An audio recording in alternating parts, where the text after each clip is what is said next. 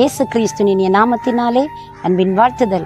அன்பு பிள்ளைகளே, நம் ஆண்டவரோடு இருக்கிற ஒவ்வொரு நிமிஷம் நமக்கு வெற்றி, நம் சந்தோஷம், சமாதானம் நம்மை நிரப்பி எப்பவுமே நம்ம நடத்தி கொண்டிருக்கிறது.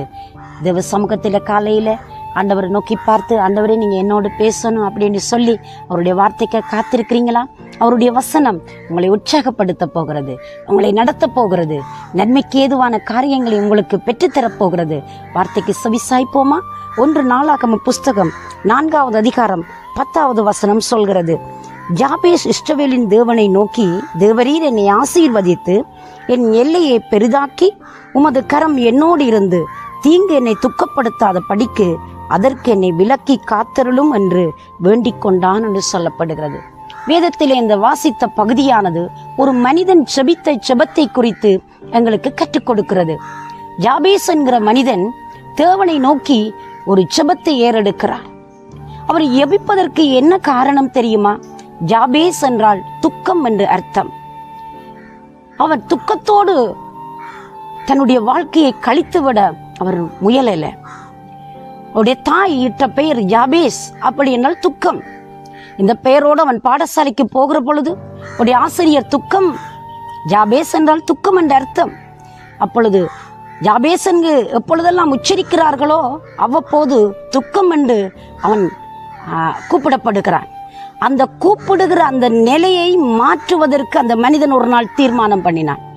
தன்னை படைத்த கடவுளிடத்தில், தன்னை உண்டாக்கின ஆண்டவரிடத்தில் ஓடி போய் சொல்லுகிறான், ஆண்டவரே நீர் என்னை ஆசீர்வதியும், ஆண்டவரே நீர் என்னை ஆசீர்வதிக்க வேணும், ஆண்டவரே நீர் என்னுடைய எல்லைகளை பெரிதாக்கி உம்முடைய கரம் என்னோடு இருந்தால், ஆண்டவரே தீங்கு என்னை அணுகாது, தீங்கு என்னை தொட முடியாது, எந்த தீங்கும் என்னை திகிலும் என்னை தீண்டாது, நீர் என்னோடு இருக்க வேண்டும், நீங்க என்னை ஆசீர்வதிக்கணும், எல்லையை பெரிதாக்கணும், ஆண்டவரை நீங்க என்னோடு இருந்து உங்களோட கரத்தினால் என்னை நடத்தணும், ஆண்டவரை எல்லா தீங்குக்கும் தீமைக்கும் நீங்க என்னை நீக்கலாக்கி விடுவிச்சு என்னை ஆண்டவரை பார்த்து கொள்ளுங்கன்னு சொல்லி ஆண்டவரை நோக்கி ஒரு செபத்தை ஏறெடுத்தார். பாருங்க அன்பு பிள்ளைகளே, எந்த மனிதன் துக்கம் என்று பெயர் சூட்டப்பட்டானோ, எந்த மனிதன் துக்கம் என்று உச்சரிக்கப்பட்டானோ, அதே மனிதனை கொண்டு யாபேஸ் என்று ஒரு பட்டணம் உருவாக்கத்தக்கதாய் தேவன் அவனுடைய வாழ்க்கையில் ஒரு மாற்றத்தை கொண்டு வந்தார்.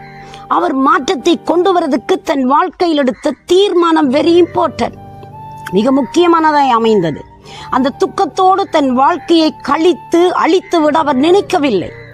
யார் என்னை பார்த்து என்ன சொன்னாலும் பரவாயில்லை, நான் என் தேவனிடத்தில் காரியத்தை சமர்ப்பிக்க போகிறேன், என் தேவனிடத்தில் நான் மன்றாடப் போகிறேன், என் தேவனை நோக்கி நான் பார்க்க போகிறேன், என்னை படைத்தவர் என் வாழ்க்கையை மாற்ற முடியும் என்ற அந்த நம்பிக்கையோடு அந்த உத்தரவாதத்தை எடுத்துக்கொண்டு தேவனிடத்தில் சரணடைந்து விடுகிறார். பாருங்க, அதுதான் அவருடைய வெற்றியின் ஆரம்பப்படியாய் அமைந்தது. அவர் செபம் பண்ண தீர்மானம் பண்ணி அந்த படைத்த கடவுளிடத்தில் தன் காரியங்களை சமர்ப்பித்தார், நோக்கி பார்த்தார் என்று சொல்லப்படுகிறது. இஸ்ரவேலின் தேவனை நோக்கி எந்த மனிதன் அவரை நோக்கி பார்க்கிறார்களோ அவர்கள் விமோசனம் அடைவார்கள். அவர்கள் அவரை நோக்கி பார்த்தார்கள், அவர்கள் முகங்கள் வெட்கப்படாமல் அது பிரகாசம் அடைந்தது என்று சொல்லப்படுகிறது. இந்த காலை வேளையில் நீ வெட்கி தலை குனிந்திருக்கிறாயோ, மற்றவர்கள் உண்மையிலே அவதூறு சொல்லி இருக்கிறார்களோ, உண்மையிலே அவமானப்படுத்தி இருக்கிறார்களோ, உண்மையிலே குற்றங்களை சுமத்தி இருக்கிறார்களோ, இல்லை உன் பிறப்பே இப்படியாய் தன் அமைந்து போய்விட்டதோ, நீ பயப்பட வேண்டாம். இன்றைக்கு உன் தேவன் நேரடியாக உன்னோடு பேசுகிறார்.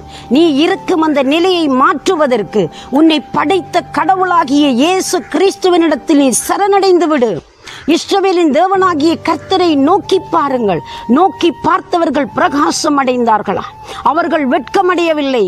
அவர்கள் வெட்கத்துக்கு பதிலாய் இரட்டந்தனியான பலன் வரும் என்று வேதம் சொல்லி இருக்கிறது.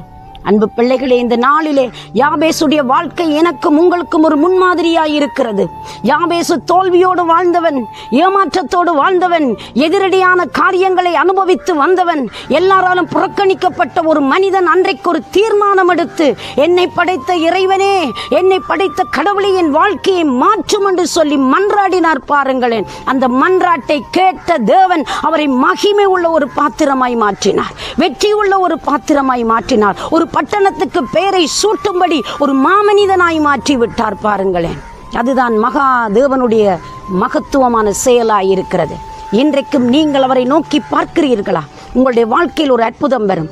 யாரோ ஒருவர் போட்ட குற்றத்தின் நிமித்தமாய் மனம் சோர்ந்தபடி மடங்கி கிடக்கிறீங்களா? எழுந்து வா, தேவனை நோக்கிப்பார். இன்றைக்கு தேவன் உனக்கு அற்புதம் செய்ய வல்லவராயிருக்கிறார்.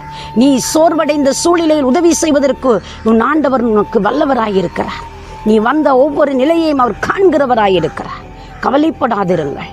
உன்னுடைய வாழ்க்கையை குறித்து நீ நினைக்கிற திட்டத்தை பார்க்கலும் உன் வாழ்க்கையை குறித்து உன் தேவன் போட்ட திட்டம் பெரியது. இந்த பெரிய திட்டத்திற்கு நீ விட்டு கொடுக்க நீ ஆயத்தப்படுவாயானால் இன்றைக்கு அவர் ஒரு அற்புதத்தை செய்து உன்னை கனம் பண்ண வல்லவராயிருக்கிறார். அவரிடத்தில் எல்லா காரியத்தையும் சமர்ப்பியுங்கள், அவரிடத்தில் ஒப்படையுங்கள். நீ எப்பேற்பட்ட குறைவுள்ள மனிதனாயிருக்கட்டும், ஒன்றுமில்லாத நபராயிருக்கட்டும், ஏமாற்றப்பட்ட பாத்திரமாயிருக்கட்டும், உன் தேவன் உனக்கு அற்புதம் செய்து கனம் பண்ண அவர் வல்லவராயிருக்கிறார். நான் உங்களுக்காக ஜெபிக்கட்டுமா? சர்வ வல்லமை உள்ள தேவனே, இயேசுவின் நாமத்தினாலே உம்முடைய பிள்ளைகள் தாங்கள் இருக்கும் அந்த சூழ்நிலையிலிருந்து உம்முடைய முகத்தை தேடுகிறார்கள். இவர்களை கைவிடாதையும் சுவாமி. ஒரு அற்புதம் நடக்கட்டும், ஒரு அதிசயம் நடக்கட்டும். உம்முடைய பிள்ளைகளுடைய வாழ்க்கையிலே நீ வழிகாட்டியாய் ஆண்டவரே சுவாமி, மகா தேவனாய் ராஜனாய் நீர் வெளிப்பட்டு ஒரு நன்மை செய்து கனம் பண்ணி காக்கும்படி இயேசுவின் நாமத்தில் பிள்ளைகளை ஆசீர்வதித்து ஜெபிக்கிறேன் ஜீவனுள்ள நல்ல பிதாவே. ஆமேன், ஆமேன். தேவன் தாமே உங்களை நிறைவாய் ஆசீர்வதிப்பாராக. God bless you.